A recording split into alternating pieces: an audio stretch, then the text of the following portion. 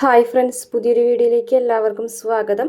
അങ്ങനെ വൈജയന്തിയോട് ശിവനും രാജീവനും പറയാണ്, നീ വിഷമിക്കൊന്നും വേണ്ട, ഇങ്ങനെയൊക്കെ സംഭവിച്ചെന്ന് വിചാരിച്ചിട്ട് ഇതിൽ രണ്ടിലൊന്ന് തീരുമാനം ഉണ്ടാക്കിയിട്ട് ഞങ്ങൾ രണ്ടുപേര് തിരിച്ചു പോകുന്നുള്ളൂ.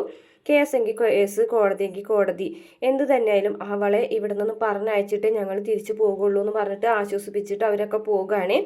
അതിനുശേഷം പിന്നീട് അലീന രേവതിക്കുട്ടിനെ വിളിക്കുകയാണ്. എന്നിട്ട് രേവതിക്കുട്ടിയോട് നടന്ന സംഭവങ്ങളൊക്കെ പറയാണ്. വൈജയന്തിൻ്റെ മകളാണ് താനെന്നുള്ള കാര്യം ബാലചന്ദ്രൻ അറിഞ്ഞു എന്നും മകളായിട്ട് ദത്തെടുത്തു എന്നൊക്കെ പറയുമ്പോൾ രേവതിക്കുട്ടി വേഗം തന്നെ മാമച്ചൻ്റെ അടുത്ത് ചെന്ന് പറയുന്നുണ്ട്, ഞങ്ങളെ ബാലേന്ദ്രൻ സാറ് എല്ലാതും അറിഞ്ഞു. എന്തെല്ലാതും അത് വൈജയന്തി മേഡത്തിൻ്റെ മകളാണ് അലീന ചേച്ചി എന്നുള്ള സത്യം സാറ് അറിഞ്ഞു എന്ന് പറയാണ് കേട്ടോ. മാത്രമല്ല സാറ് അലീന ചേച്ചിനെ ദത്തെടുത്തു. അലീന ചേച്ചി അച്ഛനെ കിട്ടി, ഇപ്പം അനാഥയല്ല എന്നൊക്കെ പറയും കേട്ടോ. അത് ഒക്കെ പറയുമ്പോൾ അവരൊക്കെ ആകെ ഞെട്ടിപ്പോവുകയാണ്. അതിന് ശേഷം ഗ്രേസമ്മനെ ചെന്ന് കെട്ടിപ്പിടിച്ചിട്ട് പറയാണ്, അലീന ചേച്ചിക്ക് അച്ഛനെ കിട്ടി, ഇനി അമ്മനെയും കിട്ടും.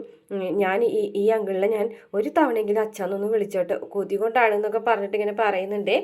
അതിനുശേഷം പിന്നെ കാണിക്കുന്ന പിറ്റേ ദിവസം മനു വരികയാണ്. മനു വന്നിട്ട് ചോദ്യമൊക്കെ ചെയ്യുന്ന സമയത്ത് അവസാനം ബാലേന്ദ്രൻ സത്യങ്ങളൊക്കെ തുറന്നു പറയാണ്.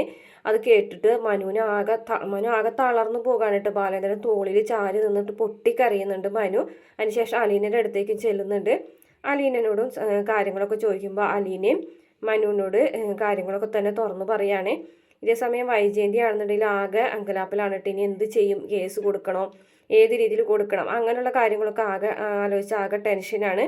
മനുവിനാണെന്നുണ്ടെങ്കിൽ ഉറപ്പായി ഇനിയിപ്പോൾ തൻ്റെ മുറപ്പെണ്ണാണ്, തനിക്കുള്ളതാണ് അലീന എന്നുള്ള കാര്യം. ഇത്രയാണ് പ്രമോൾ കാണിച്ചിട്ടുള്ള വീഡിയോ. ഇഷ്ടപ്പെട്ട ചാനൽ സബ്സ്ക്രൈബ് ചെയ്ത് സപ്പോർട്ട് ചെയ്യണേ.